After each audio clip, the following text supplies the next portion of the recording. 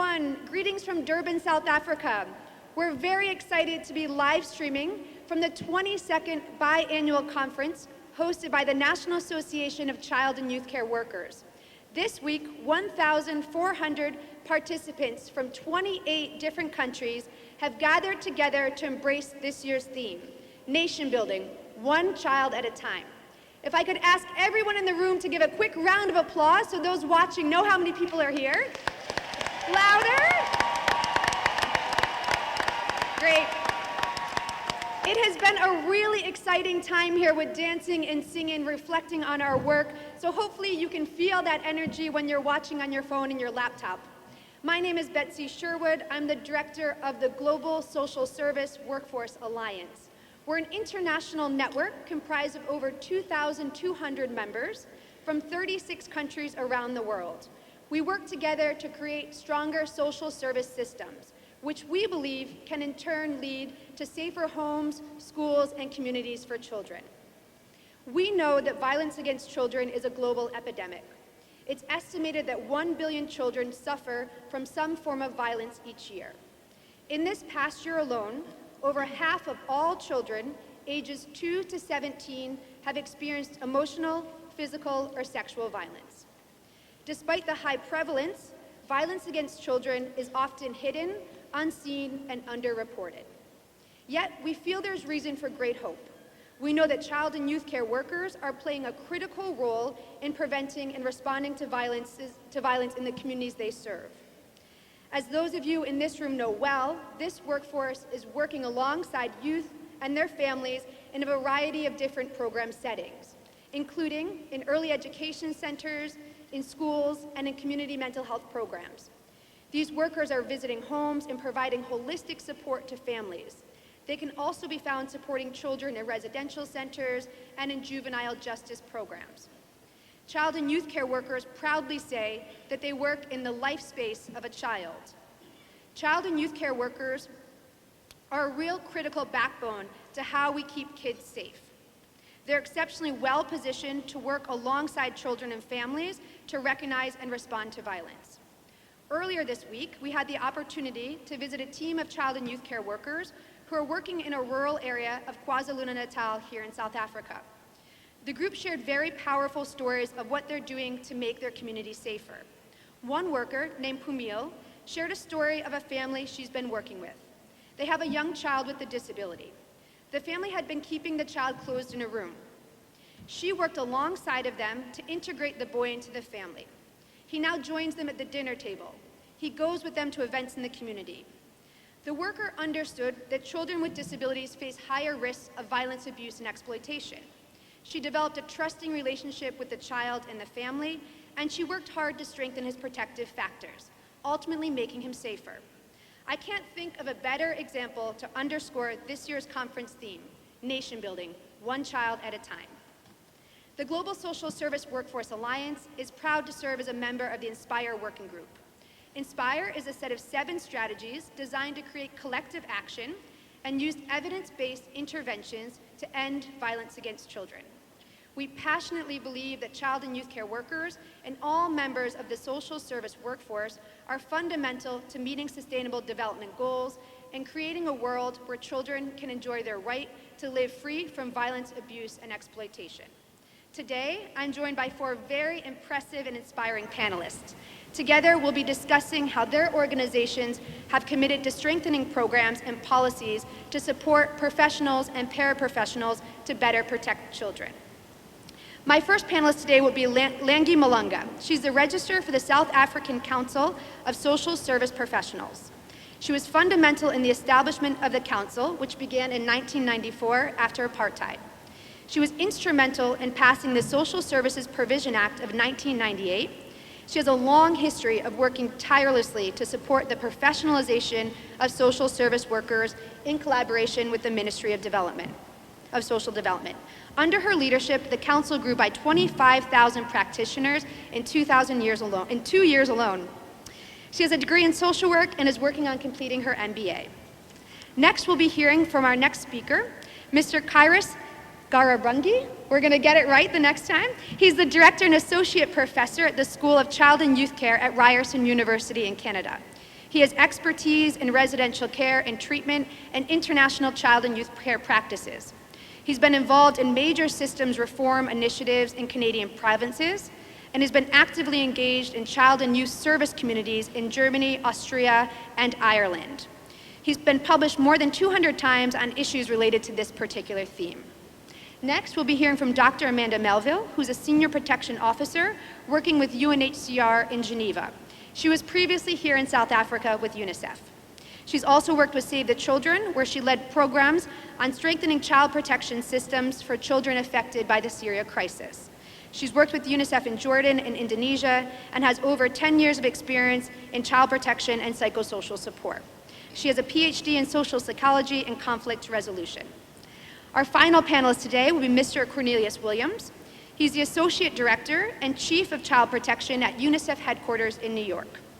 He has over 25 years of experience managing child protection programs throughout Africa with UNICEF and Save the Children. As a child rights advocate, he's been involved in the advocacy that led to the protection of children from sexual exploitation and abuse in humanitarian settings.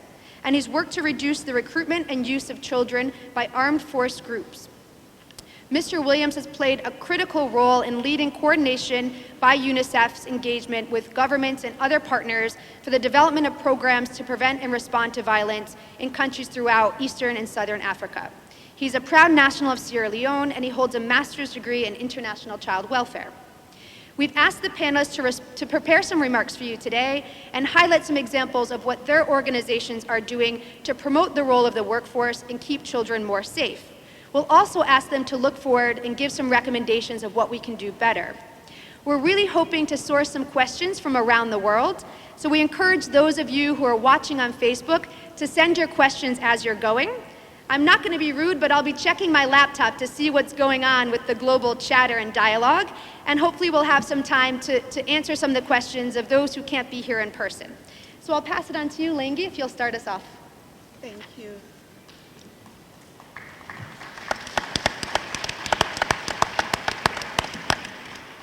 My name is Langi Malamba. I'm the 5th Registrar of the South African Council for Social Service Professions, soon to be called Council for Social Service Practitioners. Council has been in existence for about 40 years as an inclusive council for all designated professions, child and youth care work, social work, and social auxiliary work. Membership drives Council's business. Every year, members or registrants have to be licensed to practice. They pay annual fees, which is the only single source of income for Council at the moment. We are in engagement with the Department of Social Development as well as our Treasury to look at appropriating funds for Council to make sure that the mandate that is legislated, which is registration, education, training and development, as well as professional conduct, can be enhanced. Council, through its 2 professional boards, actually works to make sure that there is unity within the sector. Our vision, which has been carved by the 4th Council, talks to service excellence through unity, which is also enshrined in our Code of Ethics, where we acknowledge the importance of intersectoral collaborations, integrated case management, as well as respecting other professions outside of our social service sector. Council envisions that to actually attain that vision, we need to first serve the best interests of the employees, the cadres who are actually at the coalface of service delivery. Because if we do not do that, we run the risk of them not being able to service the clients who need their interventions. We need to also promote the integrity of the profession to make sure that everybody can know that we take our business seriously. We need to also safeguard the rights of our service users, the consumers or the clients who come to us for help. We need to continue doing what is legislated for Council, which is regulating, leading, and also making sure that our responses are innovative and adapting to the needs of our society. As I've mentioned, we've got 3 legislated mandates to make sure that we register and find people who are fit to practice. We annually license them to practice, and we maintain high quality standards for education, training, and development to make sure that if one person is going into one province to study social work or social auxiliary or child and youth care work, the standards and the exit level outcomes are the same in all provinces. And we also make sure that we advocate for continuous professional development. We also strive to enforce compliance to professional conduct. All the registrants need to adhere to the Code of Ethics. As a council, we make sure, as members might be aware, we have a huge cadre of child and youth care workers in country. At the moment, our register for child and youth care workers is sitting at about 8,000, and we are hoping to register many more to make sure that their work is appreciated as an organized sector. There are best examples that we can look at in terms of the work of child and youth care workers to prevent the scourge of violence against children. There are many NGOs who are doing incredible work, notably NACCW, which has pioneered the Isibindi model and introduced the Safe Parks programs where children are given a safe space to connect with each other, to dialogue and understand the finer rudiments of their cultural indigenous knowledge practices. They play in a space where there are adults who can be trusted to ensure that they can engage in age-appropriate games or activities as enshrined in Article 31 of the United Nations Declaration for Children's Rights. And also what the South African National Development Plan is advocating for, that in 2030, all children should be able to play in safe spaces and be able to play outside. So with the Safe Parks model, we see children being assisted to claim those safe spaces in their communities and continue to become children. So we actually, as council, acknowledge the role that NACCW has played championing that model, which is now a flagship of government, but we're happy with the fact that it has been rolled out in many other communities and across the world.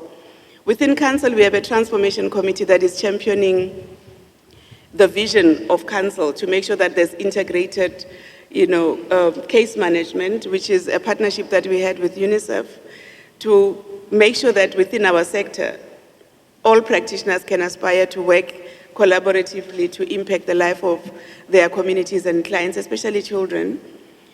At the moment, the two professional boards are actually working closely to support that initiative, and we want to make sure that we bring it to life so that when practitioners, especially our SSPs, are working in communities, they appreciate each other's role, because there's a space for everyone to impact the life of children. There isn't a need for us to be competing with each other. And I think with council's vision, which advocates for unity and service excellence, it actually brings that ideal dream to life. In conclusion, I want to just emphasize the need for us to promote access to training. Our child and youth care work cadres need to be afforded an opportunity to study more and be empowered to continue rendering innovative interventions in communities. We need to create an enabling environment for them to thrive and be able to excel in whatever they're doing, and make sure that in environments where they're working with other practitioners or in other disciplines, for example, correctional justice, they need to clearly articulate what is the role for our social service practitioner vis-a-vis the role of a correctional services officer. In certain instances, we find child and youth care workers are actually thrown in the deep end, whereas they don't have the training to deal with young people who are exhibiting violent, aggressive behavior. They would be expected to restrain them without infringing on the ethics, where in self-defense they might want to, hit back or try to defend themselves and end up being in the wrong because they're not supposed to retaliate in that way. So there needs to be an enabling environment where we can clearly define roles, and all the relevant ministries that have to be part of, that multidisciplinary team needs to play their part. We need to unpack also the concepts that inform our intervention. So if we at a high level are talking about safe spaces or the life space of children, we need to be able to simplify that notion so that everybody understands without any doubt what we mean and the creative ways in which we can all play meaningful roles in the life of children. And lastly, advocacy and lobbying, it is very close to our hearts at Council because we realize that the sector of child and youth care work is most often misunderstood. And at the moment, we need to advocate for appreciation of that sector as a professionalized sector, but also to make sure that salaries are becoming more equitable with all other professionals. And we also need to make sure that there is a good working condition created for them. Safety is important. There's issues around danger allowance, occupation-specific dispensation, all those issues. As Council, we're advocating with the right stakeholders to make sure that the voices of child and youth care workers are heard. And we also want our Ministry of Social Development to lead the engagements around creating a career path for them and also make sure that they are champions in the relevant departments to advance the issues surrounding the child and youth care work sector. Thank you. We'll pass it on to our next panelist. Keep the questions coming. I have a few. I could use more. Let me start by saying that I think one of the fundamental weaknesses of our approach to child protection and violence prevention is that we think of child protection and violence prevention as an intervention. I think we need to start thinking about child protection and violence intervention as a condition or as a characteristic of communities. The trouble with interventions and with programs and with projects is that while many of them are extremely effective, are very powerful, do a great job, they never capture everybody. And as we heard in the introduction, much of the violence that is committed against young people is largely invisible to us. That means it's also invisible to the intervention, and it is also invisible to the program or the project. And so while I think that it's been very good that we have made many positive strides in the effectiveness of the things that we do as interventions, we really have to start thinking about mobilizing communities to become part of the effort in the prevention of violence and in child protection as an act. There is a professional dimension to child protection. There is undoubtedly a series of skill sets that are required to serve some elements of the child protection process. This is clear and it applies around the world. But child protection is also an everyday process. It is also something that every member of a community has a responsibility to be engaged in. It is a shared responsibility within communities. And when I say every member of a community, I include children themselves. It's, we know, for example, that young people who are socially very well connected in their communities, who have a lot of friends, who have adult friends and young people friends, are much less likely to become victims of violence or of the kinds of things that require child protection programs or interventions. That tells us that a very powerful approach to making sure that violence is guarded against or that communities are characterized by protective features that prevent or mitigate violence is that we need to get people to become socially connected. And I think child and youth care workers, I can't think of a profession better positioned than child and youth care to do exactly that. I think the examples of the Safe Park, for example, the specific example we heard about earlier, is just a brilliant way of featuring the importance of child and youth workers using their access to people in their private lives to connect people across private lives so that communities, so that young people can find many different points of contact in communities, can walk away from those that are threatening and can join those that are less threatening at any given time. We also know that different elements in communities are sometimes threatening and sometimes not threatening. And we can't either condemn elements of community that are threatening at one point of time and write them off. nor can we take comfort or take for granted those elements of community that appear safe at a particular point in time. We have to be much more fluid than that. We have to be able to capitalize on moments in every aspect of community that present safety or protective measures, characteristics that help young people feel that there is somewhere to go and somewhere to have a voice and somewhere to talk about the things that might be affecting their sense of safety. I think child and youth care as a life space-based profession is really one of those rare professional endeavors that has oversight over moments in community life that other professionals cannot access or never actually see. A great deal of violence in the life of a particular child happens, for example, at bedtime. When a young person is not wanting to go to sleep, and maybe a parent or a caregiver is demanding that the young person go to sleep, those kinds of situations often escalate into the potential of violence. And the child protection worker, the person who's designated to provide a child protection intervention, is not present in that moment.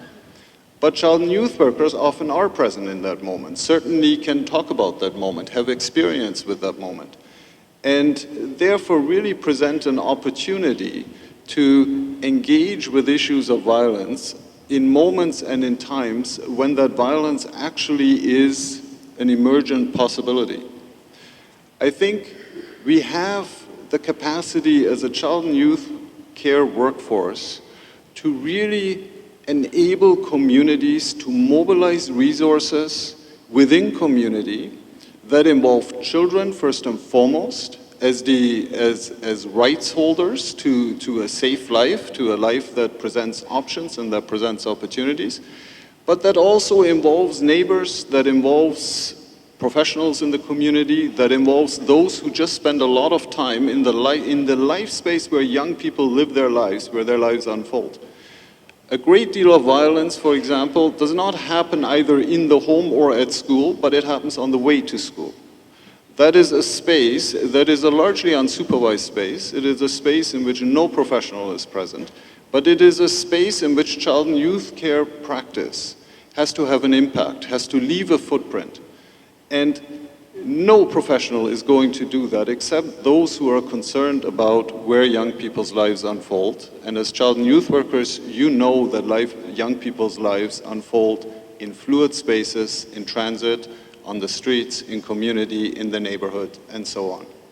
And so I really want to, I'm not really following my slides, by the way, in case you are doing that, but I really want to emphasize that I believe that the power of child and youth care practice is the power to mobilize communities and to mobilize resources within communities through our ability to connect with people, to be in relationship with people, to be in the moment when people are ready to be with us, to really generate child protection and violence prevention as a characteristic of community rather than as a professional intervention exclusively. I'm not, of course, against professional intervention when the moment is right. I agree with my colleague that, of course, there are great needs to connect legislation and rights and so on to the way in which we respond to issues of harm. But at the same time, I'm enormously conscious that most of the time, we have no idea that the violence is happening, and we have to rely on something in the community that is mobilized sufficiently to both identify violence, but also to prevent violence from happening in the first place, because young people find themselves with options and with the opportunity to voice their concerns as they live their lives. And I'll just leave it at that. Thank you.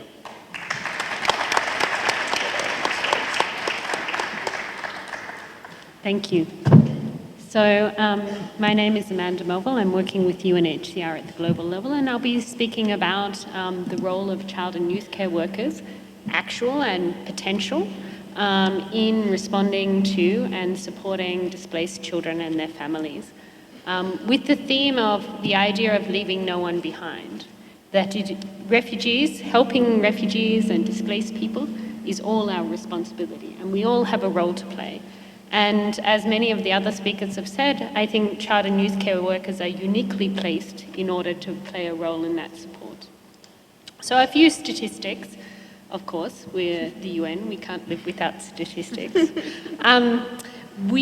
Just to give a sense of the scale, we've also, it's extremely important that we realize that there are over 21 million refugees in the world at the moment, which are people who have crossed international borders fleeing from wars, conflict, persecution, and about 41 million people who have been displaced within their own country, of which about 52% are children in general. And in Africa, that percentage for refugee rises to 59%. Who are these refugees and IDPs we talk about? Which of these images resonates with you as an image of an IDP or refugee? Mostly people would think of them as people fleeing, as people in IDP camps. That's not the reality for most of the people we work with. Most people live in urban or rural. Most refugees or IDPs are displaced. The average years of displacement is 19. So most children grow up in refugee settings, and the vast majority do not live in camps. They live in urban settings or rural settings. So when we look around, refugees and IDPs are with us, they're among us, they are us. And it's very important that we realize that, because it means that the work that you're already doing as child and youth care workers, you may already be working with refugees and IDPs in your daily work. The other thing I think that's very important to remember when we're talking about this, yes, the war and conflict that people are fleeing from has a very important effect on how children grow up.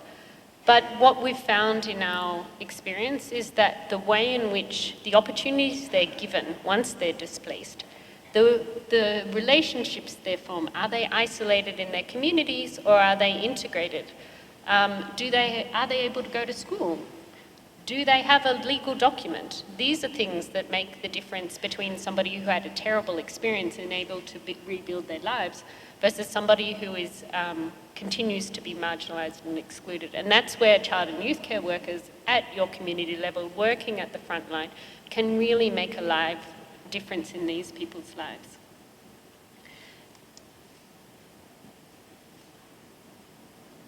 As we said before, it's important that very often when we think about refugees, and we've been thinking about people who have been separated from their families. That is the reality of many of the young refugees we talk about, but it's not the only group of people we're concerned with. Obviously, we estimate that around 1% to 2% of all refugee children are unaccompanied or separated. But there are vast other numbers, percentage of those who experience violence, abuse or exploitation, who are married, who are having to work. So we're concerned about all these different aspects. Unfortunately, we don't have data on that. What we do have data on is the levels of education. And I think this slide has been one of the most shocking to me to talk about how much more vulnerable refugees are, is that if we compare the enrolment rate in education for refugees at different levels, it is substantially lower than non-refugees. And we see a dramatic drop. Only 61% of refugees are in primary school, only 23% of refugees are in secondary school, and only 1% of refugees have access to higher education. So this is a really question of us trying to level the playing field between refugees and other children. I wanted to say, give you one, so this is I'm talking very in theory. I think I wanted to give you the story of one of the young people that we worked with. This is the story of Newon, and Newon is from Gambale in Ethiopia. She fled from Ethiopia because of the conflict. And this photo was taken in November 2014, almost a year after she was living in Gambala in Ethiopia, and she'd fled from South Sudan from the war there. there were approximately, in 2014, there were approximately 10,000 refugees in 5 months. So this is about 8,000 people crossing the border a day. In that chaos, we did not, as UNHCR, there was a young girl there who'd been lost her parents and who had been taken in by another family. This family at the start was able to care for her, but over time, as they were not able to care for her, and she was increasingly left by herself. After about 12 weeks, finally somebody, a refugee outreach worker, who had been quickly trained to be able to know what an unaccompanied child was, and went around and started talking to people, and somebody told her that there was this young child living there, being picked up by another family, but really left alone. And so they were able to, this refugee outreach worker, very much like a child and youth care worker, working in the community, knowing the community, was able to basically talk to this other lady in the community and get her to take care of this child who'd been left alone. And I tell you this story because this will resonate with a lot of child and youth care workers, that this is the bread and butter of a lot of what the work that you're doing. Identifying those children who are most vulnerable, working with families, communities, looking at how to keep those children safe. And that's what, in refugee settings, that's the skill set, that's the kind of people we need more of. Because very often what we find is refugees are settling in the most disadvantaged communities where government services don't reach, where there's really very little support, formal support. So coming back to my colleague who said it really is important to work with communities, we need people, yes, we need to work with communities, but we need people who have that skill to be able to know how to do that. And that's where I think for us, we're very keen to see child and youth care workers working more in these settings. This is just to give you a kind of concrete example of the types of work and that we are, as UNHCR, supporting. And this will, again, sound very familiar to many of you. One of our goals that we're trying to do in child and in those communities is to protect children from violence, abuse and exploitation. We're also trying to do what I know a lot of child and youth care workers do, but getting documentation, helping young people to be able to have birth certificates, to be able to access services. We're also talking about, one of the other goals we're working with is participation. So how can we support young refugees themselves to be actors in their own community and to work to support other children and young people? I will just because of one of the things I wanted to mention is that we do have a focus on trying to build national child protection systems. And one of the key focuses there is to strengthen the social welfare workforce. This is a very important part of our work. We have in UNHCR and other actors we have managed to start services, but very often we have not managed very well with refugee volunteers, with caseworkers, with all of these paraprofessionals. What we've done very badly is to provide a career path for those people. And that's where I think the work on child and youth care worker in refugee settings to be able to take the next step and provide a path for those people to move beyond being an outreach volunteer in a refugee setting to provide a career path for many of the young refugees that we work with is really instrumental. Just to say, what do we think? I always over-prepare, so I have too many slides, so I'm going to go through them.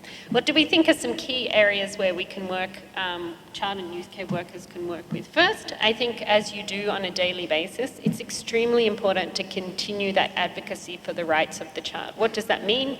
It includes, advocating to change policies that do not allow refugees to work, families to work, because then they can't support their children.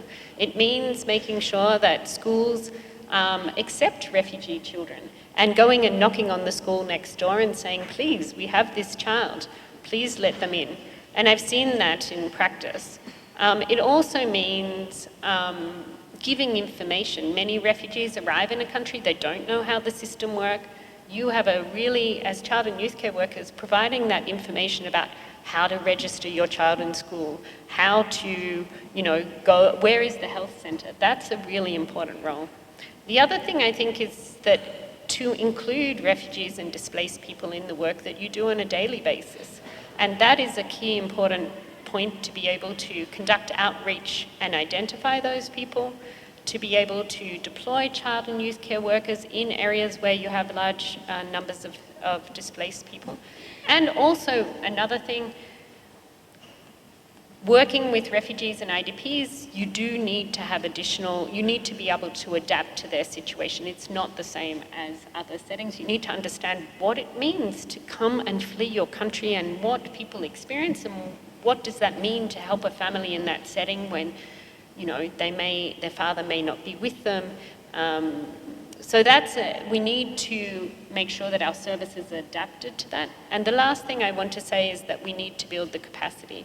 We need to build capacity not only for making sure there's more child and youth care workers available and supported to work in these settings, but also to provide specific training, and also looking specifically at the best interest procedure. How do we operationalize that?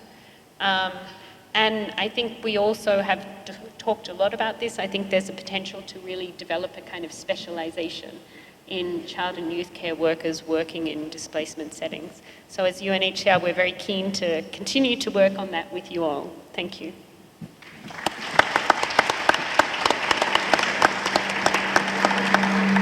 Let's skip the next slide. Right. So from UNICEF and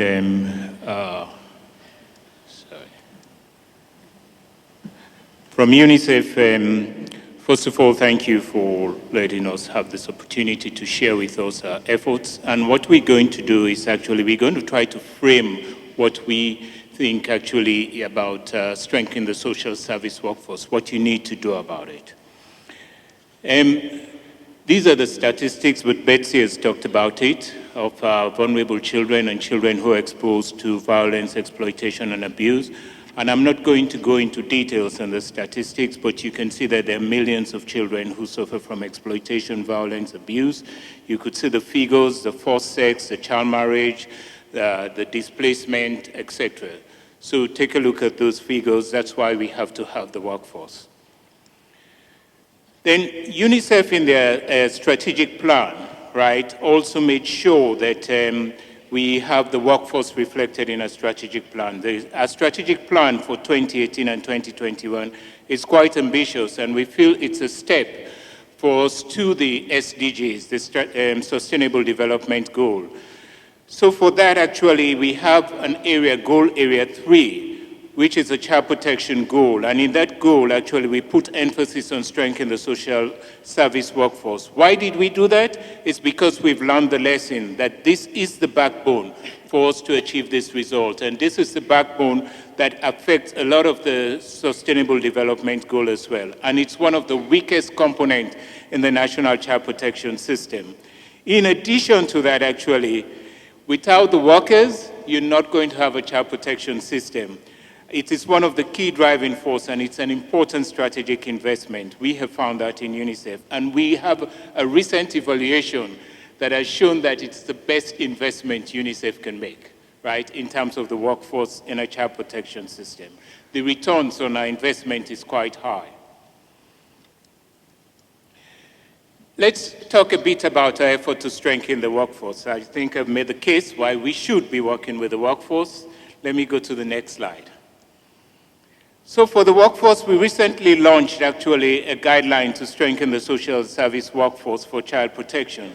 The guidelines were developed in close consultation with regions and country offices, and also the Global Social Service Workforce Alliance.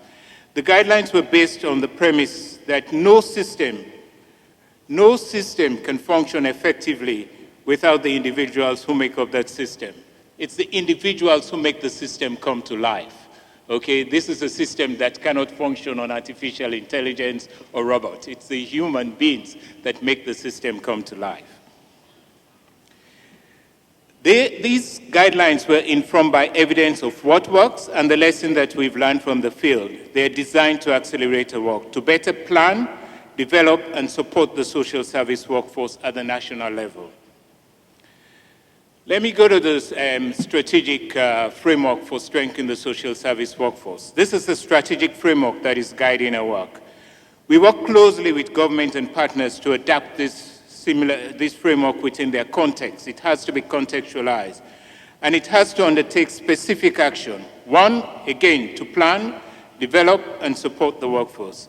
It's important that you focus on the major bottlenecks to address the workforce strengthening and to identify strategic intervention which you could invest in so that it's well planned, it's developed, it's supported, so that they can be able to undertake critical intervention, promotive, prevention, and response.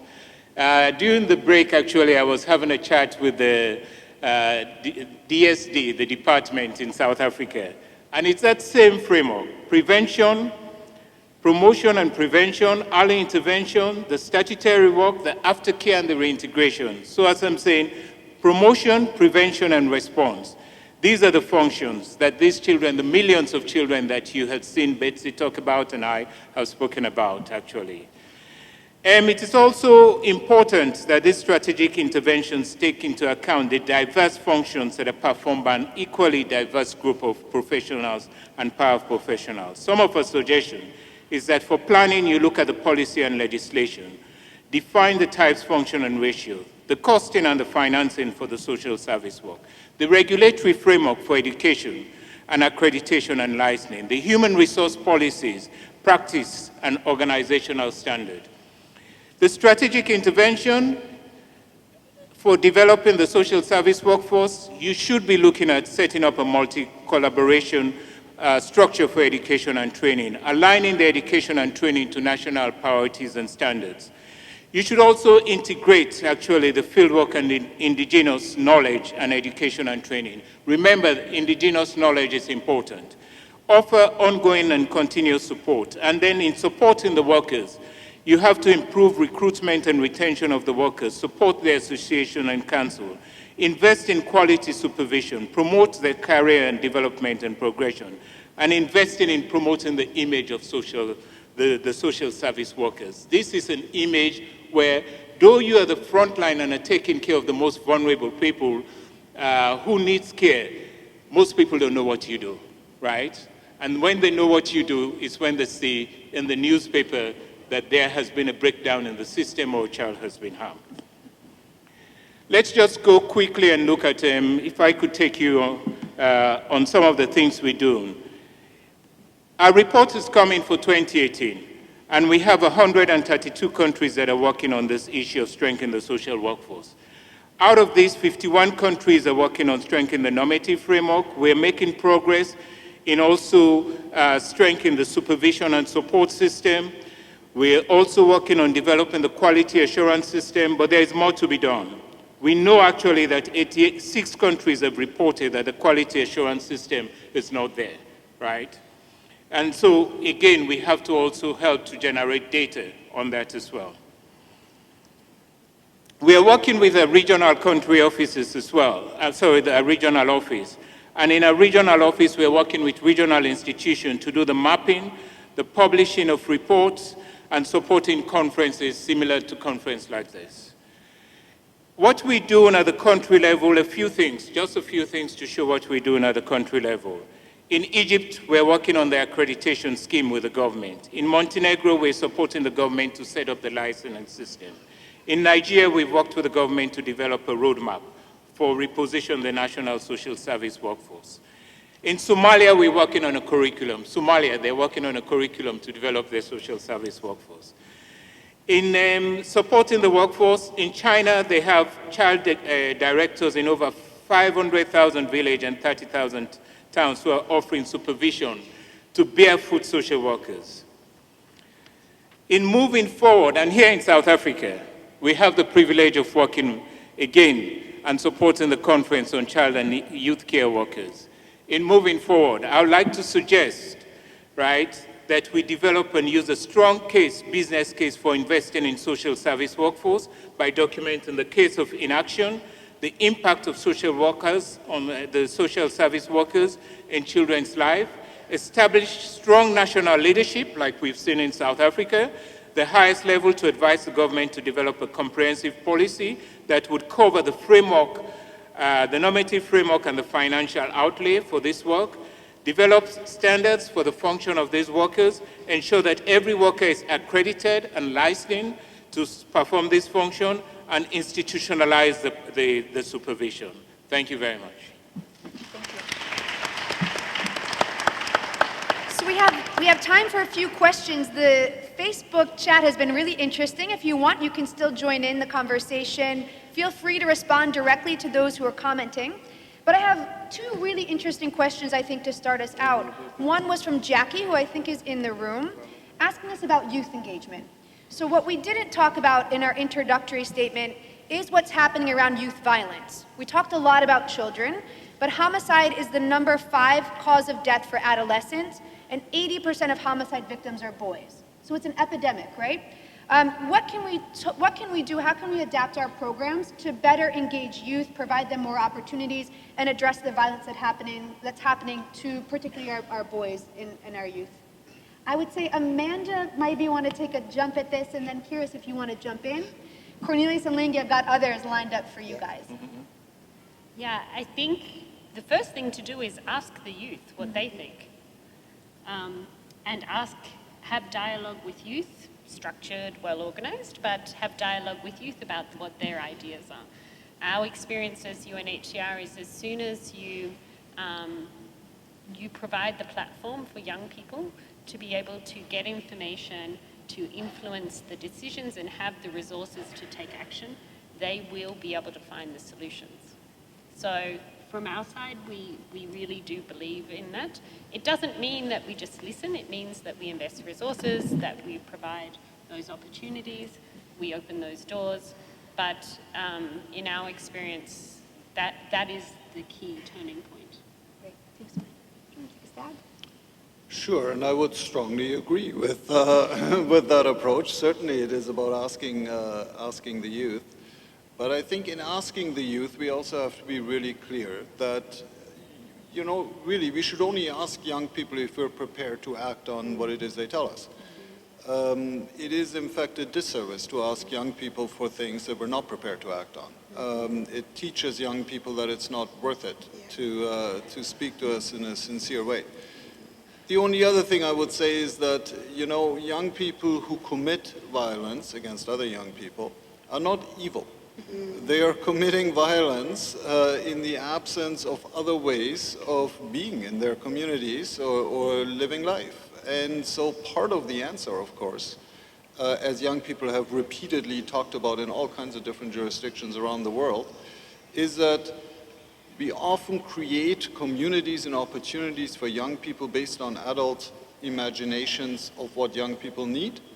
And it turns out that it's not responsive to what they really need, and we need to rethink that concept. So, yeah, I'll leave it at that. Great. The next one is a burning question that we hear often in our line of work, but maybe the panelists can give us some new insight. So the question came, I have to get the name of exactly who posed it, but what are the recommended ratios of child and youth care workers to a child population? I know this is work UNICEF is leading, and Lengi, I think it's something you're probably looking at here in South Africa. So maybe Lengi, if you want to talk about what's being done in South Africa to figure out how many child and youth care workers you need to meet the needs of your community. And then Cornelius, a bit of global perspective on where we are on this challenging topic. Thank you, Betsy. We haven't really, as Council, done a study to understand what are the demands and the push factors which would require us making that kind of determination. But when we look at what the National Development Plan is advocating for, that in 2030 we should have at least 55,000 social service practitioners, to us it looks like it's a drop in the ocean, because when you look at the growing challenges in our communities, and the complexity of the problems that we have to deal with, you know, it indicates clearly that we need to increase the number of practitioners at all levels, whether it's in the homes, you know, having support systems, creating a safety network for children at home, in the preschools, at primary level, and throughout, you know, the different phases of their development. So it is something that we probably, together with the association, need to look at and say, do we need to start, you know, clearly defining how much, you know, the ratio that we need to have per community? Because, you know, we haven't done anything yet, but I think it's something worth thinking about, and I'm saying to the NACCW, with your work in communities, we need to start, you know, setting the norms and standards to say, for effective work with children, we need so many per community according to the size and the needs of that particular community. Cornelius, some global perspective on how we're doing on this one? Yes, actually, we're working on it. It's quite challenging. We have to look at the national context. We have to look at the geography. We have to look at the population density. We have to look at the functions. We have to look at the caseload. And the bottom line, we have to look at the financing, right? What can that country afford? And I'm not saying the government, because it has to be a mixture of civil society, communities, and government. What can they afford, and the diversity? So we still don't have a global ratio. And we're also trying to learn from our health colleagues who does have a ratio, who does have actually a coverage, you know, the 5 mile or the 3 mile from a health facility. We're still trying to learn from them. Great, thank you. So there's another question here that's talking about the role of social workers and our engagement with child and youth care workers, and sharing an example around some tension and potentially some pushback that child and youth care workers face when they're advocating for their families by social workers. I think this is an example specific to South Africa. But what can we do better to collaborate better at all levels of the system? And I don't know if someone wants to grab that question, but how can we better collaborate to make sure the system is working for all kids and all youth? I think, Betsy, what we need to realize is that sometimes it's ignorance which fuels these kinds of tension, because if we start to recognize that each and every one of us has got, you know, a basket of services to contribute, there isn't any to fight, because a child and youth care worker has got their roles mapped out. There's scope of practice for everyone. And we need to respect that each and every one of us has got a unique role to play.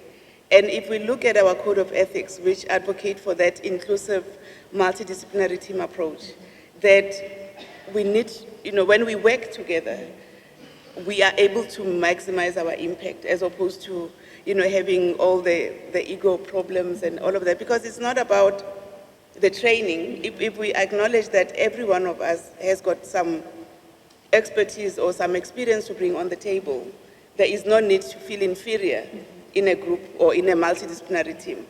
We need to just share best practice, make sure that whatever we do is in the best interest of the client that we're servicing. Great.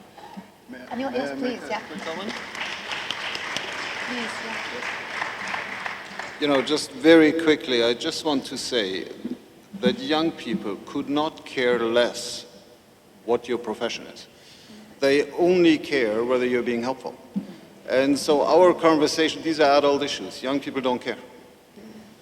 So one last question, and because it's striking some dialogue amongst the folks talking around themselves, so there is a feeling that oftentimes national governments are undercommitted to our work, to social services. Are there any great examples globally or at a regional level where government has really invested in this work, and how did it happen? Are there some examples we can share on how do we advocate to get bigger and stronger commitments from the host governments? Cornelius, I'm looking at you because I know you've made this happen in certain places. No pressure, but... In fact, actually, I would say UNICEF would join a movement or a train or a journey with national actors. We've seen this happen in China, right? And you know, once the Chinese government says they're going to implement something, they take it to scale. So there is an issue of children who have been left behind, and there were issues of children who were not being taken care of and committing suicide. And the Chinese government have been discussing the issue of the barefoot social workers, similar to the child and youth care workers. They launched it, hundreds of thousands of workers, and with a layered structure of supervision. We have seen other countries where there has been a challenge, actually. I mean, colleagues were just talking about Lebanon, when the refugees came into Lebanon. They did not set up a parallel system. They strengthened their own system to cover the refugees. So usually, unfortunately, governments, when there is a crisis and there is an outcry and their accountability to their own people, for their own children, they open up the purse string. And so we should be ready, as the past practitioners and as the policymakers, to provide that technical support to government to roll this out with the quality that it's required. And as you were saying, that the children would appreciate and would respond to. Great. So we are almost out of time. I have one last rapid question for all of the panelists. For those who couldn't join us here in Durban, I would like you to capture in one word the spirit of the NACCW conference. So we will start with Lingi. You have one word to share with the world on what's happening here. Ubuntu. Ubuntu, what does that mean? I've just learned from the youth dialogues that, you know, it's a spirit of sharing, of connectedness, where you selflessly giving to somebody else unconditionally. And I think that is what, as Africans, we're renowned for, you know, just opening up, connecting, loving, respecting, and, you know, just being at ease with yourself. Beautiful. Yeah. Try and top that, my friends. What is? Awesome. Awesome. been Great. awesome. Service. Service. Energy. Energy. So I would like a round of applause for all of our panelists. Thank you so much. Again, please join us at the Alliance. We're a network organization of members from around the world. We'd love for you to join us. So thank you for having us. Hello, everybody around the world. Thanks for watching. Take care.